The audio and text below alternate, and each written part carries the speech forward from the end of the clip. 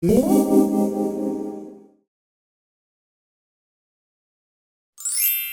guys, it's Galaxy here today, and I'm going to be talking about makeup palettes that I regret buying.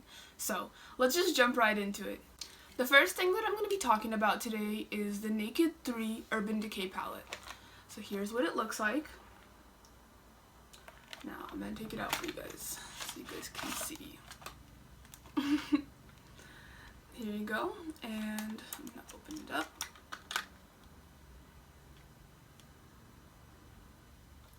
Now, this palette is beautiful, and when I first got it, I was so ecstatic about it. I used it a lot, but I used it when I was first beginning to do makeup, so I didn't know what else was really out there. After I had purchased some other palettes from other brands, I realized that these ones aren't really up to the same kind of quality that I would expect from an Urban Decay shadow. Not only does this palette not give you a variety of looks because all the shades are so light and so similar, the formula itself is very chalky and hard to blend.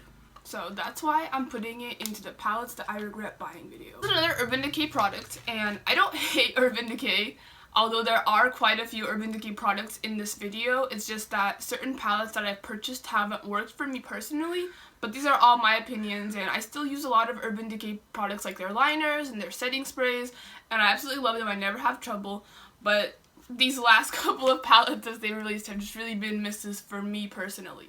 So the next one I'm going to be talking about is the Urban Decay Moondust palette. So I got this in December for my birthday. My mom actually got this for me. And when I first got it, I was so excited because I was really new to glitter and I had wanted to do a lot of glitter looks. I was a glitter beginner and I was really excited to try it out because loose glitter seemed very intimidating to me, and I was like, well, this is perfect because it's in a palette, it's easy to use, I don't need the glue, it's not going to be a mess. No.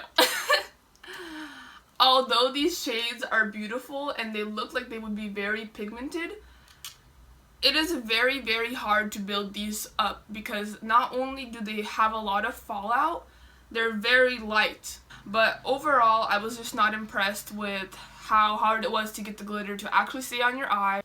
Now, I haven't tried these yet with glue, and I do plan to do that in the future, so if you guys would like to see that video, or in a video, please let me know.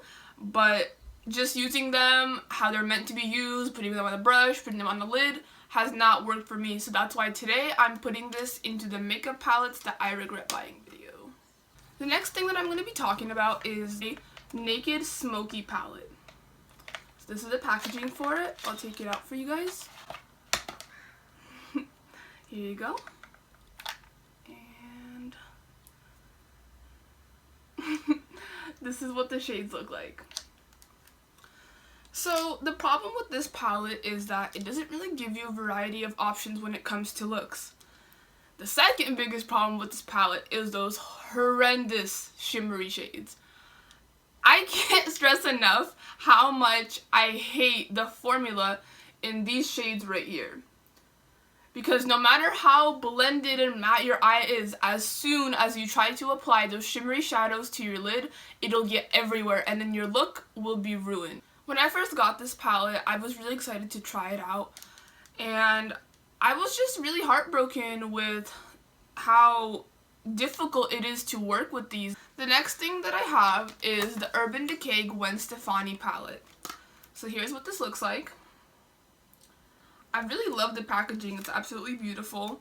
It feels so sturdy, and when you open it up, you see these beautiful nude shades and these pops of color at the bottom. So the reason that I'm putting it in this video today is because most of my other palettes have these nude colors in them, and I really don't find myself reaching for this one because it doesn't have a very wide a very wide variety of things that I could do with it. And these bottom colors right here, I just wouldn't reach for this pink or this blue particularly. The gold is not bad, but I have other golds that I would prefer to use. Like the gold glitter that's on my eye right now, which is from the Juvia's Place Saharan palette, and I'm absolutely in love with it. This palette is a no for me. The next thing that I have is the Balm Rockstar Balm Jovi face palette.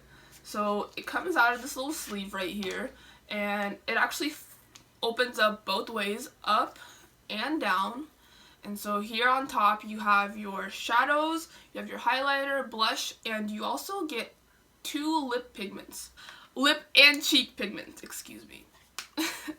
So this palette I've only ever used one time. The reason that I bought this palette is that I wanted to start doing more dark looks, but it just never happened because these are not colors that I enjoy working with, and I think that just because this palette was on sale and I was like, well, I don't do these looks a lot, I should get it. But when I actually got home and I tried using it, I was just not really impressed with the colors and I just didn't fall in love with it, and that's why today I'm putting this in the palettes that I regret buying video. So when I ordered this next palette, I was so excited. Like when I first saw it, I was just like mind blown. And I'm talking about BH Cosmetics Galaxy Chic palette. I saw this on Twitter and it was opened up, and let me show you guys how beautiful it looks when you look at it from the top, or when you just look at the shades. The packaging is very beautiful and it's a very aesthetic palette. Like, it's very pleasing to the eye, and it has all these cute little names of planets and just things to do with the galaxy. And I'm a Galaxy girl, and so I saw this Galaxy Chic palette and I was like, I absolutely have to have this. And I ordered it almost instantly, like that same day, because I found it on BH Cosmetics for only $18, and I was like, this is a great deal, this palette is absolutely beautiful, like, I need this.